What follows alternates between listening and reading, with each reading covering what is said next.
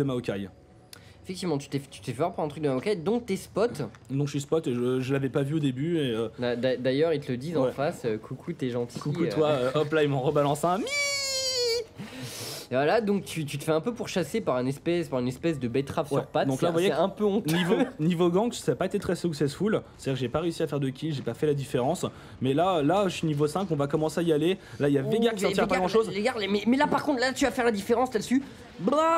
Et donc là, du coup, tu prends 300 gold. Ce n'est pas le first boot, c'est bien dommage d'ailleurs, parce que ça t'aurait fait plus de kills. Là, j'ai 520. Pour finir après le rasoir, pour finir la lanterne, c'est 525 gold. Oui, effectivement. Et donc là, on peut voir que tu ne t'arrêtes pas. C'est-à-dire que tu as fait ton kill, tu ne laisses pas. J'avais vu que tu avais TP en bas, donc je me suis dit, il y a moyen de faire quelque chose, vous n'avez pas eu besoin de moi. Là, je me dis, il n'y a pas de jungler. S'il n'y a pas de jungle en face, profitez-en, allez faire leur forêt, c'est gratos. Et en quoi est-ce que Shaco est assez effectif au final pour voler le jungle adverse? Et là, on peut voir que tu l'as pas fait, mais normalement, il faudrait que tu mettes une petite boîte en fait, là dans le buisson pour te couvrir. La boîte, c'est quand j'ai la lanterne qui est déjà prête.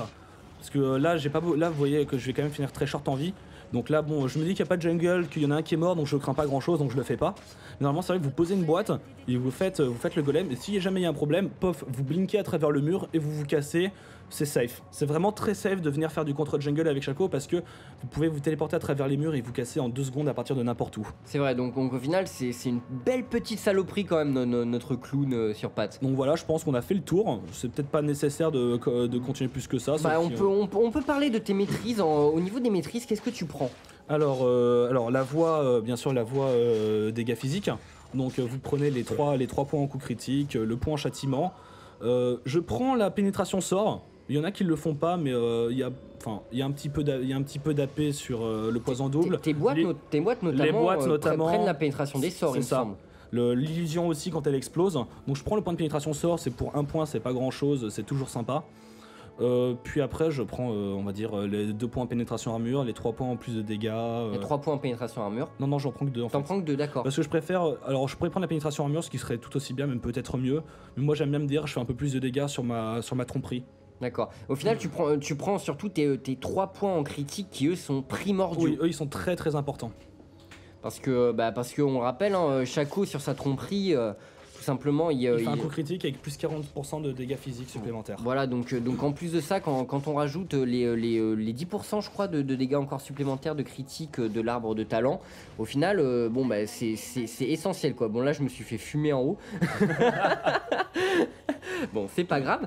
Et donc, qu'est-ce que tu pourrais ajouter un peu au niveau du stuff? Après, on peut voir que t'as décidé de partir sur une lanterne plutôt que de finir ta lanterne plutôt que de prendre des bots. Ouais. Est-ce que t'es sûr que c'est le bon choix? Pour le vol, ça dépend si je veux gank ou si je veux jungle. Là, je suis plutôt parti dans une optique, je vais jungle. Donc, j'ai préféré prendre mes boots. Là, ma lanterne plutôt, genre... Là, tu poses une ward au dragon, très important. Est-ce que je vais faire le dragon maintenant? Je crois que je vais le faire maintenant. Ah, voilà, le dragon, comment vous faites à chaque fois? Vous pétez votre illusion, vous faites donner le premier coup à votre illusion, vous attaquez par derrière, et vous voyez que les deux trucs... Là, j'aurais dû attendre le smite.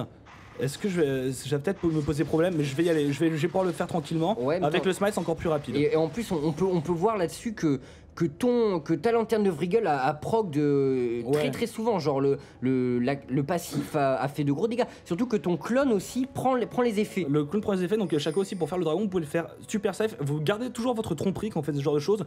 Si jamais vous faites attaquer, hop là, un blink par-dessus le mur. Et vous êtes safe. Et en fait, au final, Shaco, c'est quasiment le seul perso niveau 6 qui peut faire le dragon en solo. Ouais, c'est ça. Parce que... je pense que même Fiddlestick n'y arrive pas. Ouais, et alors, il faudrait une confirmation parce que je joue pas non plus tous les junglers du jeu. En tout cas, ceux que je joue ne peuvent pas faire le dragon au niveau 6 tout seul. Ils ont besoin d'aide. Et on peut voir que tu finis full life. Donc au final, c'est carrément... c'est carrément viable quoi. Donc au niveau 6, si vous êtes pas protégé, enfin si vous savez que par exemple l'équipe adverse n'a pas ward le dragon, etc. Vous pouvez le faire avec Shaco. Avec Shaco, vous pouvez faire. Il faut la lanterne par contre. Ouais, il faut la lanterne, voilà.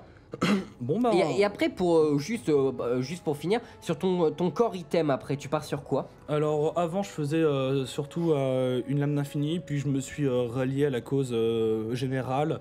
Maintenant je fais surtout comment ça s'appelle, une force de la Trinité. Vous partez en premier sur la brillance, puis après au choix si vous voulez le phage ou le zèle. Le zèle ça vous fait courir plus vite, donc avec Shaco c'est bien. Comme Boots, vous prenez les chaussures de mobilité. Alors ouais, bah après ça, c'est ton choix, mais Il y en a qui peuvent prendre berserk, c'est pour du gank. C'est pour du gank. C'est pour rendre optimal, vous êtes partout, vous êtes vraiment partout en 2 secondes avec Shaco.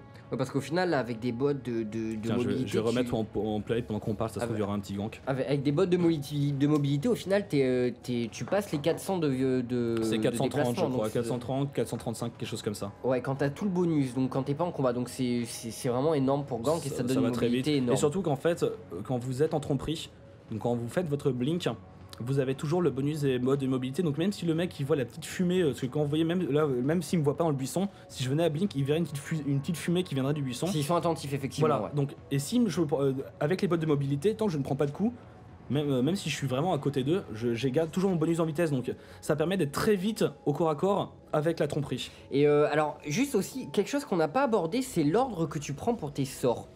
Ah oui, alors l'ordre, c'est en premier la boîte. Donc on a vu que aux 3 premiers niveaux, t'avais tes 3 premiers sorts. Voilà. T'avais mis un point dans chaque. Ça permet le gank. Faut prendre la tromperie au niveau 3, enfin faut prendre les 3 pour le ralentissement, pour pouvoir le lancer si le mec il s'enfuit in extremis. Ça pour gank. Là, on peut voir que tu vas gank. Ouh, moi en plus en j'arrive plus, il avec va. mon TP. Bah, je mets une gold card sur Veigar, il prend super cher, je lui claque un coup d'atout. Ouh, l'ulti de Shen, il va s'en sortir ce coup-là. Mais Nunu y est passé. Et donc, pourquoi tu prends pas tromperie pour faire plus de dégâts à l'impact quand tu gank? Pourquoi tromperie? Parce que le ralentissement augmente avec le poison double et les dégâts du poison double augmentent. Et imaginons qu'il y a un teamfight. Au début, Shaco n'est vraiment pas résistant, donc si vous avez tromperie, vous avez beau faire plus de dégâts, vous allez vous faire des pops. Le poison double, ça permet quand même de mettre des petits coups de loin, c'est-à-dire en général, voilà, vous allez faire un coup avec tromperie, imaginons dans un gank particulier, vous allez faire un coup avec tromperie, et vous allez voir, vous allez vous barrer, mais aussi vite que possible, parce que vous allez vous faire éclater si vous restez, si les mecs qui sont groupés, ils sont 5, et ça permet toujours de lancer un poison. Là, je fais un Rambo style. Genre, je crois d'ailleurs que je te l'ai dit sur TeamSpeak. Oui, je crois que je t'ai dit, mec, t'aurais pas dû y aller. Bon alors ça, ce n'est pas à prendre en compte dans le tuto, hein. Voilà, c'était parfaitement foireux. Voilà, donc au final, je pense qu'on a à peu près tout dit, genre ton build, tes runes, tes maîtrises, ta façon de placer les boîtes et autres.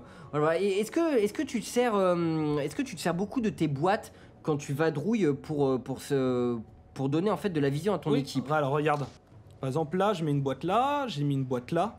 Même pas pour donner la vision à l'équipe, mais imaginons que vous ratez votre coup et que vous vous enfuyez dans le buisson. Ça fait toujours une porte de sortie. Ça fait une porte de sortie, c'est-à-dire que le mec va être fear quelques secondes et ça vous permet de prendre un peu d'avance, ou même ça fait une ward.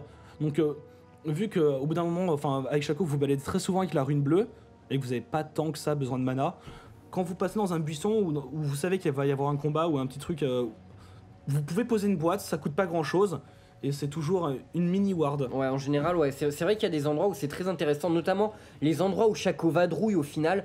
Laisser quelques boîtes par-ci par-là sous une feuille, ça peut créer la surprise et parfois ça peut changer le cours d'un gank ou d'un teamfight. Exactement, de voir quelqu'un arriver ou quelqu'un qui s'enfuit par la mauvaise direction, voilà, qui se fait rattraper. Ça, ouais. Voilà. C'est ça, donc bah écoutez, on espère que ça vous a été utile et on vous dit à la prochaine. À la prochaine.